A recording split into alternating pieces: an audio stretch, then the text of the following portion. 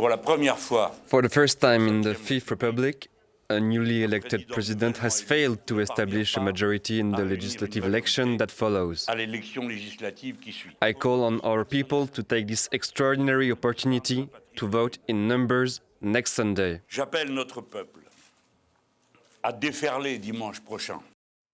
Well, for some more analysis of that first round of legislative elections here in France, we'll cross now to our correspondent in Marseille, Cole Stangler. Good morning, Cole. So the NUPES leftist coalition did very well in this first round. How do you explain their success? Well, as you mentioned, Aaron, yeah, a very strong score for the left, really, no matter how you look at things. So running neck and neck with President Macron's coalition. And the people I was speaking to last night here at the headquarters of Manuel Bompard, who's the candidate running here in Marseille to replace Jean-Luc Mélenchon, who's not running for re-election. He says he wants to be prime minister instead. In any case, the activists I was speaking to last night, the sense is that this score from the first round, and they're more interested in the percent numbers than those seat projections that you were referencing. If you look at the actual percent numbers, the percentages, they feel like they have a strong chance at actually winning a majority next Sunday and actually having Jean-Luc Mélenchon be the prime minister. They have an outside shot at doing that.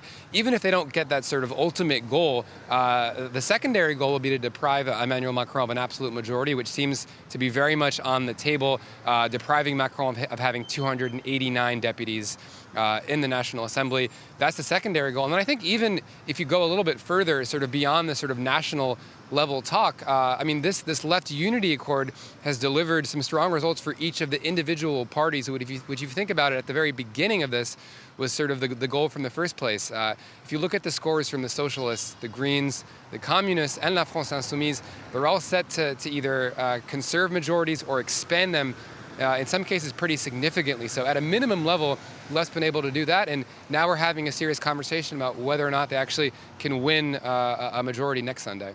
And Nicole, I imagine a part of that conversation, despite all the successes that you mentioned there, will be how to convince voters who did not come out to the polls in this first round to go out to the polls. You're in Marseille, of course, where there are very well-known disadvantaged neighborhoods with a large portion of minority populations. And abstention in these neighborhoods across France was very high. So has the left-wing coalition, do you think, done a better job at convincing these voters to go out to the ballot boxes?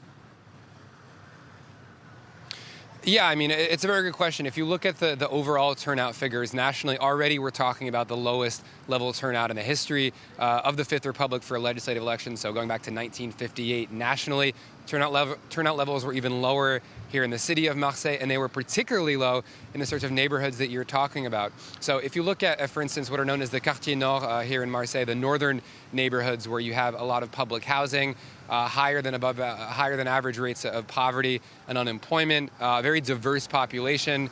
Turnout was extremely low there. I was just looking at the 7th district, known as the 7th district of the Bouches-du-Rhône, which is a department that we're in here in Marseille.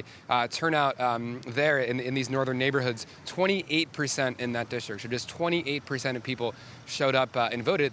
When they voted for the left, who's leading. The left candidate is leading. But again, that turnout level is very low. And you see that story really play out nationally as well. If you look at the Seine-Saint-Denis department, so the suburbs, northeastern suburbs of Paris with a similar population, the left is winning in 12 out of 12 seats, but turnout is extremely low. And so this is a huge challenge for the left. I was talking to a candidate here in Marseille in one of these neighborhoods, talking about the challenge of mobilizing voters. And clearly it's not enough to win in the second round. They're going to need to get more of these young people to show up to vote, for one.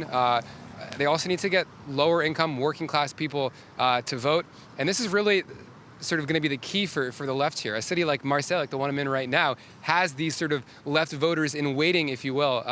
The problem is not enough of them, they're going to need more of them to turn out, I should say, for the second round if they want to actually have a chance of winning. Certainly sounds like an untapped resource nationally, especially for the left, as you said there, Cole. Cole Stangler, we'll see if they can change the tide for the second round next Sunday. Thank you very much.